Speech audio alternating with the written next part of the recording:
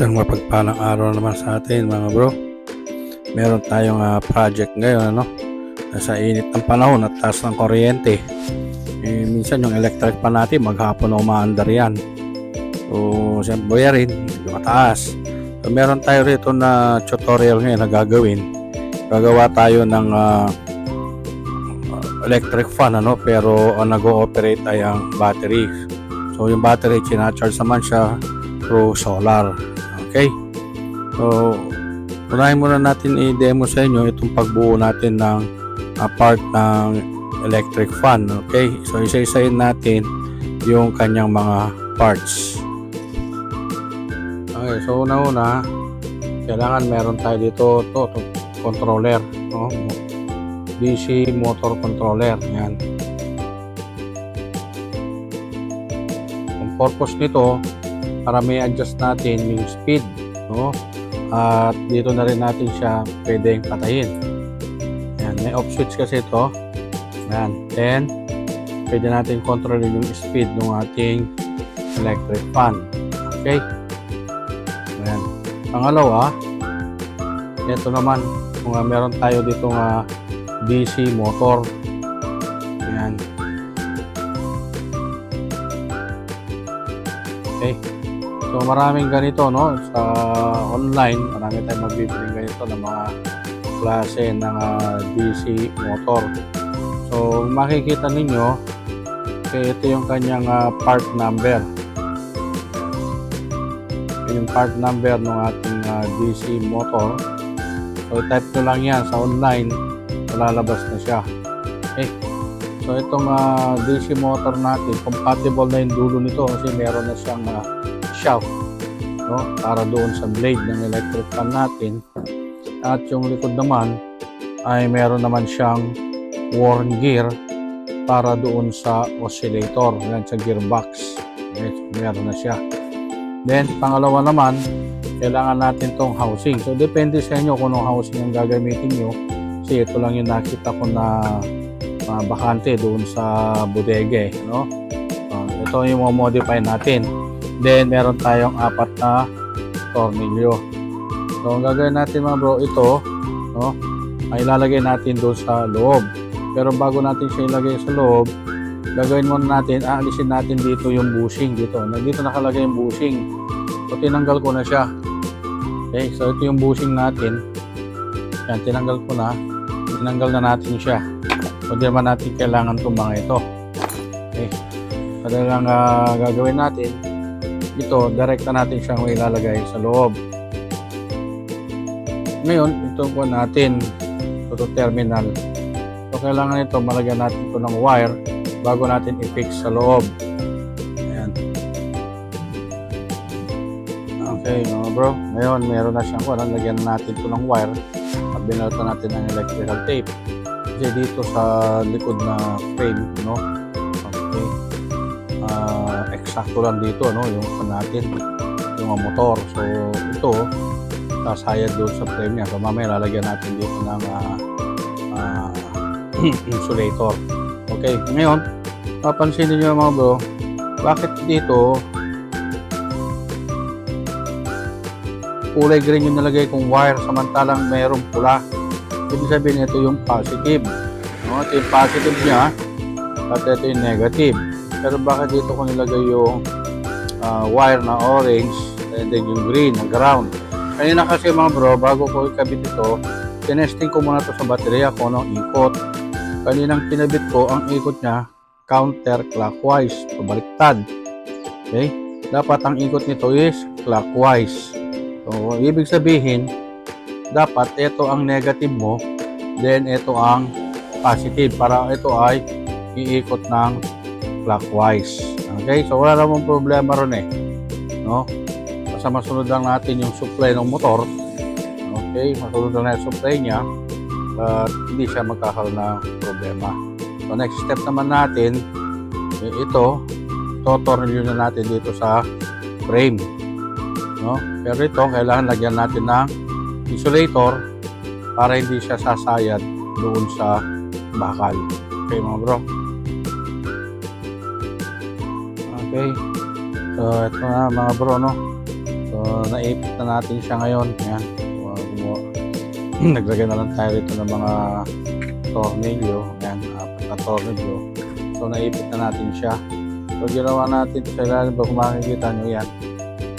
Naglagay na lang tayo ng karton para yung terminal ng positive saka negative sa loob ay hindi didikit dito sa body niya, no? Kasi bakal yan, pero okay.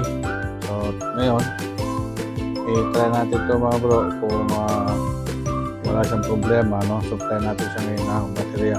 Tignan natin ito kung ikot niya is correct ba. Katulad binanggit ko kanina, baliktad kasi kanina ito sa naka-orient sa kanya na kulay sa motor. Okay, testingin natin ito ngayon mga bro. Okay mga bro, ngayon ito na, no? So, kinabit ko na siya sa controller kasi meron tayong extra controller. So, titignan mo yung ikot niya, yan, no? Umiikot na siya ng clockwise. So, kaya ngayon bilang sinabi ko sa inyo kanina, bago ko ikabit yan, tinesting ko muna yung kanyang ikot. So, ito dapat ang ikot ng motor natin, clockwise. Okay, so ito yung controller niya. Yan, so lagyan ko muna to ng tape para makita niyo yung ikot. So, papatay muna natin itong ating controller. Yan, so namatay siya. So, lalagyan natin ito ng tape. Okay, so nilagyan na natin siya ng tape, no bro? So, yun na natin sa controller. Yan, dahan-dahan yan, umiikot. Yan, napansin nyo. Yan, dahan-dahan siya, ikot. Yan. Ito yung tamang correct na ikot ng motor, no? Clockwise. Hindi ka kayo na counterclockwise. Kasi sinunod natin yung polarity ng motor. Okay, so pabilis tayo ng pabilis. Yan. Ayan. Okay. Okay. So, ito na yung kanyang pinaka-pull, no? So, mapansin yung bilis. Then, pababagalin natin. Ayan. Okay. So, ngayon, ito yung controller natin. So, paano ba ikabit yung controller? So, simple lang naman yung mga controller mo, bro. Patay ko muna. Okay. So, ito yung natin, kakabit natin dyan. Sa controller, meron sa 4 na terminal dito. Yan, 4 na terminal. So, hindi naman kayo malilito kasi mayroong mga nakasulat tulad yan. Motor negative, motor positive. Ibig sabihin, pumunta yan sa motor. Then, V plus and V negative, yun yung supply. Okay, yun yung papunta dito sa battery. So, yun yung battery ako. Oh. So, ito makita nyo, may connection yan. Nya-charge siya ng solar. So, yun yung aking controller. Ayun. So, yung controller ko siya. So, dito natin ilalagay yung sa battery.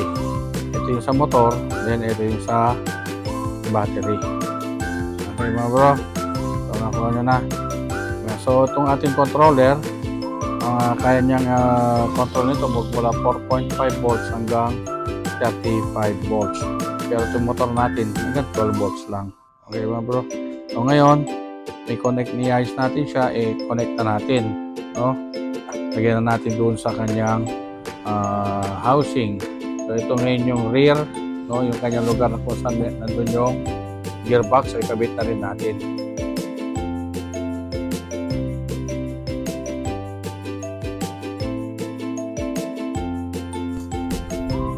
Okay, so naikabit na natin ngayon mga bro, no? Yung gearbox niya.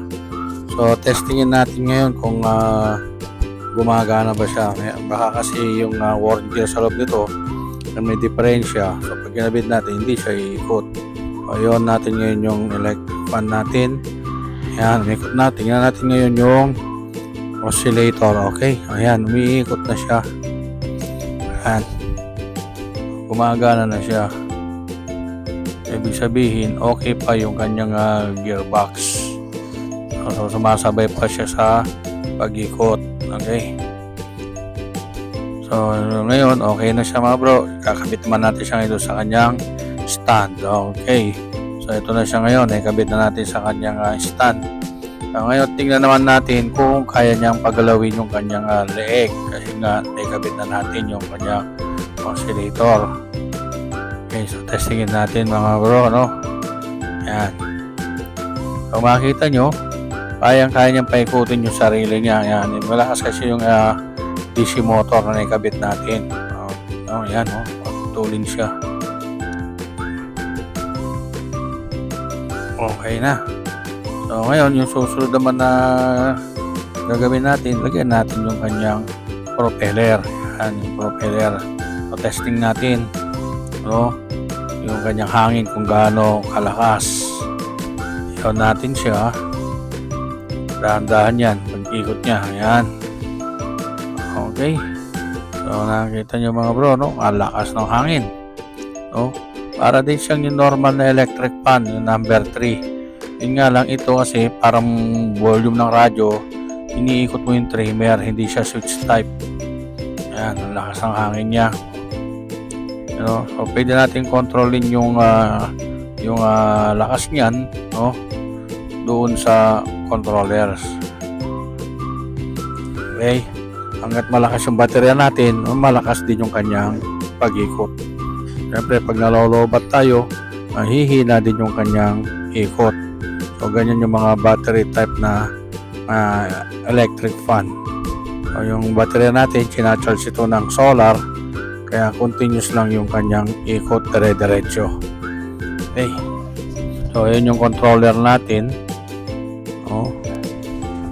Dire-diretso lang niyang paanda rin yan.